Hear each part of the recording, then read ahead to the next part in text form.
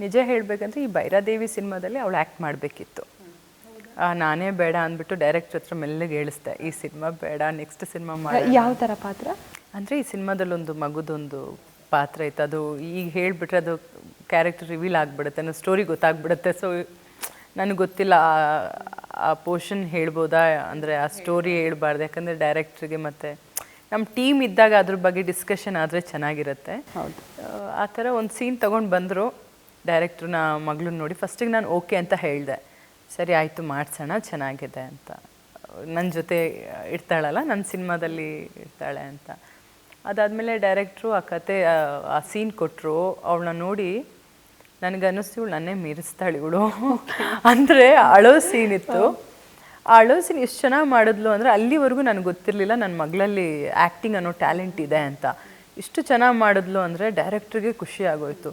Madam ಸಖತ್ತಾಗಿ ಮಾಡ್ತಾರೆ madam, ಇವ್ರನ್ನ ಹಾಕಿ ಅಂತ. ಸರಿ ಆಯಿತು ಅಂತ ಅವತ್ತು ಒಪ್ಕೊಂಡೆ.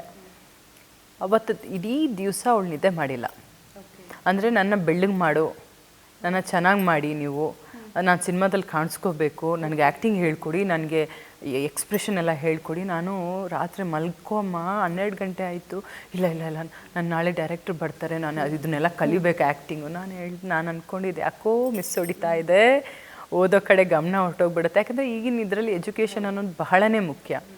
ಅದಕ್ಕೆ ನಾನು ಡೈರೆಕ್ಟ್ರಿಗೆ ನೆಕ್ಸ್ಟ್ ಡೇ ಕಾಲ್ ಮಾಡಿ ಹೇಳಿದೆ, ನನ್ನ ಅಣ್ಣನಿಗೂ ಹೇಳಿದೆ, ಬೇಡ ಕಣೋ ಯಾಕೋ ಮಿಸ್ ಹೊಡಿತಾ ಇದೆ ನನಗೆ, ಇವಳಿಗೆ ಸಿನಿಮಾ ಅಂದರೆ ಭಯಂಕರ ಹುಚ್ಚಿದ್ದಂಗಿದೆ. ಮತ್ತು ಡೈರೆಕ್ಟ್ರ್ ಹೇಳಿದ್ರು, ಸರಿ ಈ ಸಿನಿಮಾಗೆ ಬೇಡ, ನೆಕ್ಸ್ಟ್ ಸಿನಿಮಾ ಮಾಡೋಣ. ಅವಳು ಒಂಥರ ಶಾಕ್ ಆಗೋದ್ಲು. ಹಾಗಿದ್ರೆ ನಾನು ಬೇಡವಾ ಈ ಸಿನಿಮಾಗೆ, ನಾನು ಆ್ಯಕ್ಟಿಂಗ್ ಚೆನ್ನಾಗಾಗಿಲ್ವಾ ನಿಮಗೆ? ಅವ್ರು ಹೇಳೋದಿಲ್ಲ, ಇಲ್ಲ ಆ್ಯಕ್ಟಿಂಗ್ ಚೆನ್ನಾಗಿ ಮಾಡಿದ್ಯಾ ಪುಟ, ನೆಕ್ಸ್ಟ್ ಪಿಕ್ಚರ್ ಮಾಡೋಣ ಅಂತ ಏನೋ ಒಂದು ರೀಸನ್ ಕೊಟ್ಟು ಅದನ್ನಲ್ಲೇ ಸ್ಟಾಪ್ ಮಾಡಿದ್ವಿ.